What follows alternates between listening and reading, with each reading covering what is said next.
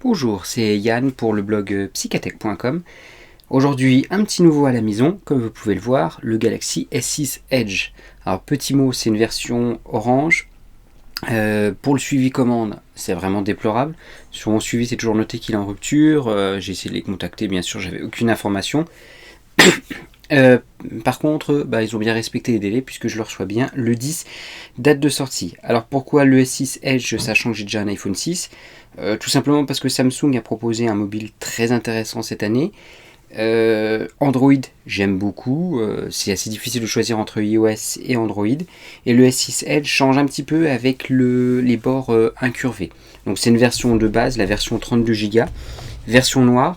Ça va me permettre de faire plusieurs choses, de proposer bien sûr un test, de réutiliser Android Wear en espérant qu'il y aura une belle mise à jour par Samsung, pas par Samsung mais par Google, et aussi pouvoir le comparer à l'iPhone 6, ce qui pourrait être intéressant. Et bien plus intéressant pour moi, c'est de pouvoir tenter de filmer en 4K, de vous proposer des vidéos maintenant en 4K, puisque ce téléphone la filme en 4K. Malheureusement, les vidéos sont limitées à 5 minutes. J'espère que comme le Galaxy Note 4, quelqu'un trouvera une solution pour changer ce petit défaut-là. Alors pourquoi le Galaxy S6 Edge ? Alors clairement, il vaut plus cher que le Galaxy S6 classique, mais avec les bords arrondis, c'est quand même plus intéressant et ça change quand même. Le Galaxy S6 est intéressant sur le papier. Par contre, ça reste comme le Galaxy S4 que j'ai eu ou le S5. Il est mieux fini, mais c'est tout.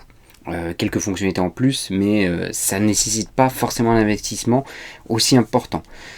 Donc je vous propose là aujourd'hui le déballage. Courant de la semaine, je vous propose mes premières impressions. Et d'ici une quinzaine, je vous proposerai le test du mobile. Et je vous proposerai un petit peu plus tard le comparatif avec l'iPhone 6, bien évidemment, au niveau vidéo, test, etc. J'espère qu'il fera beau pour vous proposer des vidéos en 4K, des photos en 4K, des comparatifs. Alors on va déballer. Alors j'ai juste enlevé l'étiquette là, parce que comme je l'ai précommandé, il y a le chargeur à induction. Alors je sais pas ce qu'il faut que je demande, comme c'est une version orange, alors il faut peut-être le code barre, donc j'ai déjà décollé déjà avant. Mais sinon, je ne l'ai pas ouvert, j'ai attendu de faire le déballage devant vous. Alors là, vous avez l'ouverture, la petite étiquette. Si j'ouvre ça, c'est fini. On va ouvrir ça. Donc comme je l'ai précisé, c'est une version orange avec abonnement, donc il y aura la surcouche entre guillemets orange. Alors voilà le mobile, donc on verra après. Hop là, on verra ça après. Le contenu déjà de la boîte. Alors vous avez les petits modes d'emploi. Alors vous avez peut-être déjà vu pas mal de déballages, mais j'en ai pas vu beaucoup en français. Par contre, j'ai vu des déballages en anglais. Donc là, vous avez, comme vous pouvez le voir, c'est une version orange. Donc vous avez une note d'information, les services orange, l'explication de comment fonctionne le mobile, des choses qu'on ne regarde pas forcément dès le départ. Alors vous avez ici le câble. Alors le câble USB, c'est un USB 2 et puis un USB 3 comme on avait. Alors je sais plus si le Note 4 avait USB 3, mais le Note 3 que j'ai eu avait l'USB 3, ce qui pouvait être intéressant. Mais là, plus d'USB 3. Vous avez le chargeur. Alors c'est un chargeur qui permet normalement une recharge rapide. Alors s'il me fait la mise au point, ça pourrait être intéressant. Voilà, c'est écrit adaptative fast charging, donc c'est pour recharger rapidement. Alors je ne sais pas si ça ne fonctionnera qu'avec celui-là ou si ça peut fonctionner par exemple avec mon iPhone ou avec d'autres mobiles. Je regarderai un petit peu après. Et là vous avez les écouteurs. Alors les écouteurs généralement qui sont fournis sont pas géniaux, mais là je vais les déballer pour une fois. Alors souvent je les déballe pas, mais là je vais vous les déballer pour une simple et bonne raison. C'est que c'est des écouteurs un petit peu spéciaux. Ça c'est pas grave, c'est juste des embouts de rechange. Mais comme vous regardez, vous avez une forme un petit peu spéciale au niveau de ces écouteurs là. Alors c'est de la mousse, hein, ça s'enlève. Vous avez des écouteurs classiques, mais au-dessus vous avez un petit truc en plastique mou comme ça. Et pourquoi ils ont fait ça ? Tout simplement pour ressembler à ceci. Alors si je trouve la tête, voilà, vous avez à côté les écouteurs Apple qui sont vraiment très bons. Dans ceux qui sont fournis, ils tiennent bien dans l'oreille. Et là vous avez l'écouteur Samsung. Ils sont quand même moins jolis chez Samsung.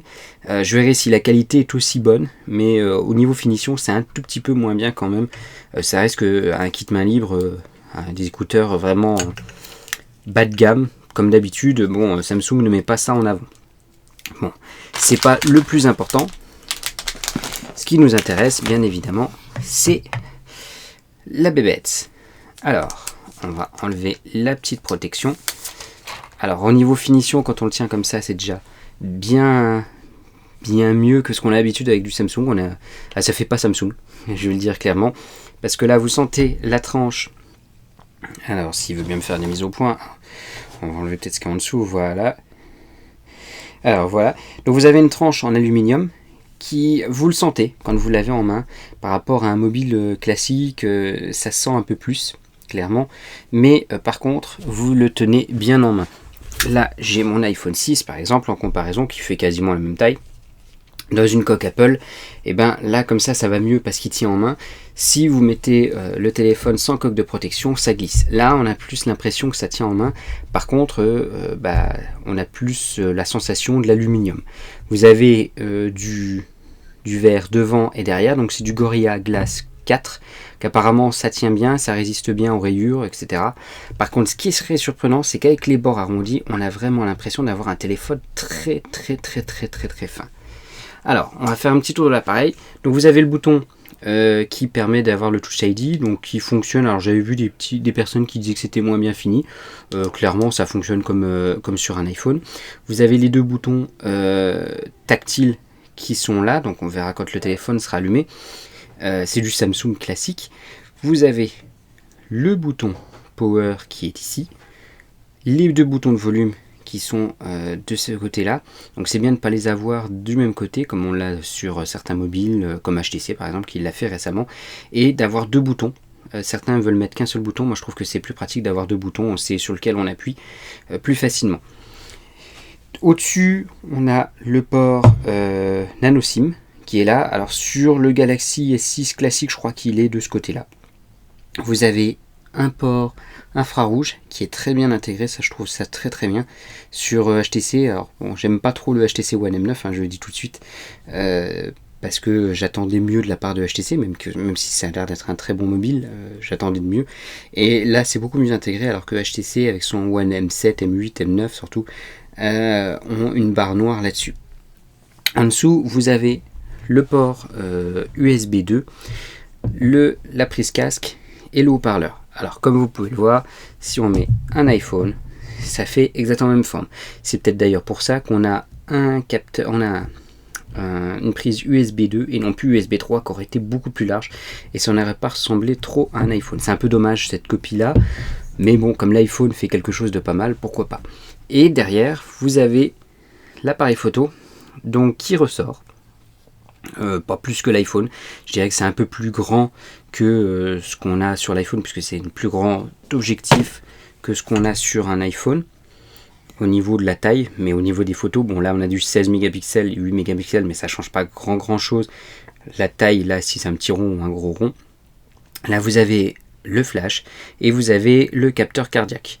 Alors c'est peut-être gadget, je verrai bien ce que ça donne.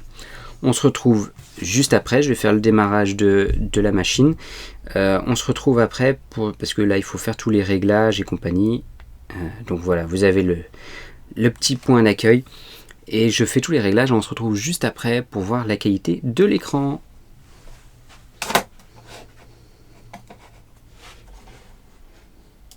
Donc voilà, on se retrouve après les petits réglages qui ont été faits. Bon, il n'y a pas trop grand chose à faire, le mot de passe pour son compte Gmail et puis le mot de passe Wi-Fi, puisque j'ai pas encore mis la carte SIM. Alors première chose qui surprend, c'est l'écran. Il est magnifique. C'est vraiment ça change vraiment de l'iPhone. Alors je vais vous montrer, mais je sais pas trop si ça va donner quelque chose. Hop là. Alors, on se met pas sur Instagram. Là-dessus, écran de verrouillage de chaque côté. C'est assez difficile de voir si on voit une différence. Alors on va régler un peu plus la luminosité. Alors là je suis en réglage maximum sur la luminosité de l'iPhone. Je ne sais pas si ça donnera vraiment quelque chose au niveau de l'écran sur votre écran d'ordinateur, mais clairement la différence est énorme. Alors j'étais pas forcément pour le QHD, mais là-dessus, quand vous passez sur ce Galaxy S6 Edge, juste pour l'écran, vous avez plus envie de repasser sur l'iPhone. Bon, j'avais déjà vu un petit peu ça sur internet, ce qu'ils en disaient, mais quand vous l'avez entre les mains, c'est vraiment magnifique. Il n'y a pas d'autre chose à dire. On a vraiment l'impression de toucher les choses, d'avoir vraiment un téléphone 2015 ou d'avoir une nouvelle génération de téléphone. Alors l'écran courbe comme ça, c'est pas l'air d'être gênant du tout. Ça a l'air d'être pas mal du tout. Ça rend encore plus immersif au niveau de cet écran-là. Alors vous allez me dire, mais c'est un petit peu spécial, puisque les écrans courbes, généralement pour la télé, c'est dans le sens. Mais je pense que sur une taille comme ça, c'est mieux d'avoir dans ce sens-là que dans l'autre sens. Tout simplement parce que le contenu qui est devant ressort beaucoup plus.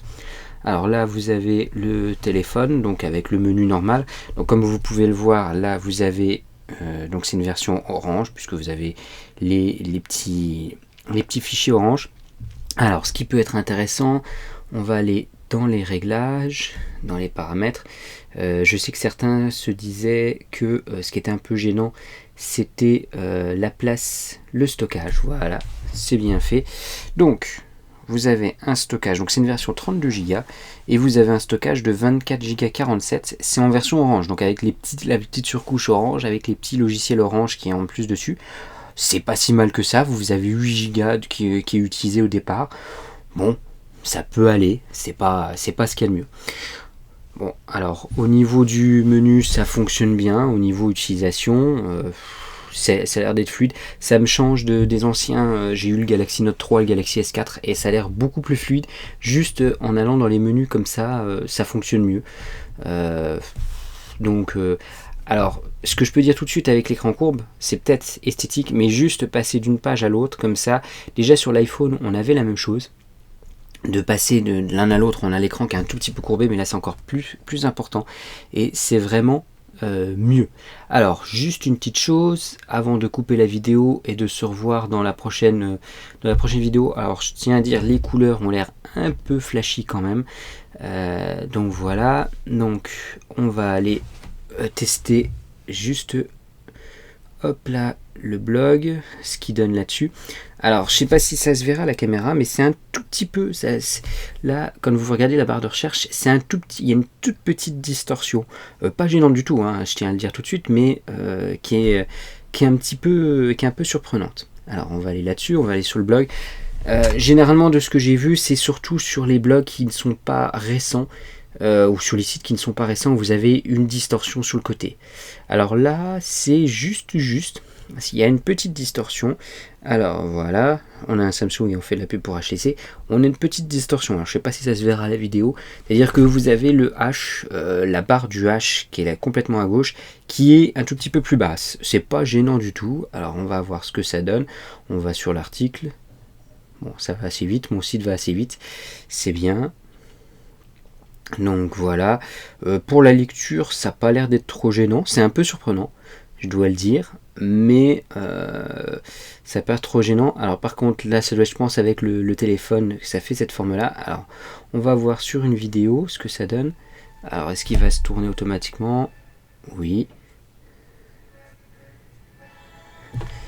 Donc voilà les vidéos. Alors franchement, c'est magnifique. Avec ce type d'écran, là, j'ai l'impression que la vidéo elle est encore plus immersive. Peut-être qu'une impression comme ça, je testerai un peu plus. Bon, voilà, je crois que c'est à peu près tout. On se retrouve dans quelques jours pour vous donner mes premières impressions.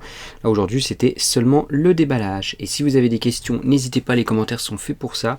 Et n'oubliez pas non plus de vous abonner à la chaîne pour avoir les prochaines vidéos. À la prochaine!